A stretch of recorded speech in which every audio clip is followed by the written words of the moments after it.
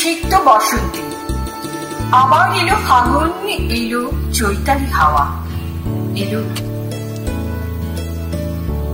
রঙিন বসন্ত। বসন্তের ফুলরাজি রাঙিয়ে তুলল বন বনান্ত গিরিপথ, উপত্যকা আর সুসজ্জিত ফ্ল্যাটের এক ফালি বারান্দা।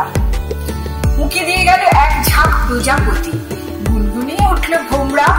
রাজপথের ধারে একা দাঁড়িয়ে থাকা কৃষ্ণচূড়া গাছটা লালে লালে ভরে দিল আকাশের মুখ।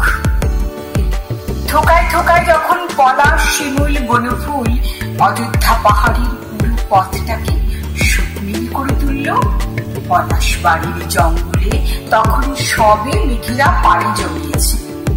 দেবদারু আর ম্যাপেল পাতার ফাঁকে মরমর তুলে হাওয়ারা খবর দিল তোমায়।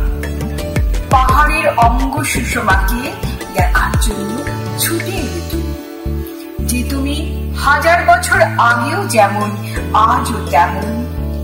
ভরে দাও তোমার সবটুকু ভালোবাসায় প্রিয় পুরুষকে।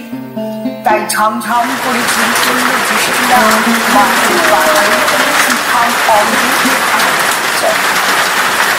সচিবকে পার তুমি পলাশ, শিমুল, ব্যাপেলের সাথে পাহাড়েরই হোলি খেলা, যেন চন্দ্রাবলী নিজে চলেছে কৃষ্ণের অভিশাপ। তাই পাহাড়কে পূর্ণ ভালোবাসায় ভরিয়ে দিতে ছুটে এলে তুমি মেঘ। জড়িয়ে ধরলে আসলে সে পাহাড়ের প্রতিটি চূড়া, সানুপ্রদেশ, উপত্যকা।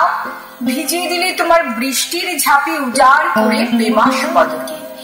ভিজল বসন্ত, হলো ঈপ্সিত প্রেমাভিষেক।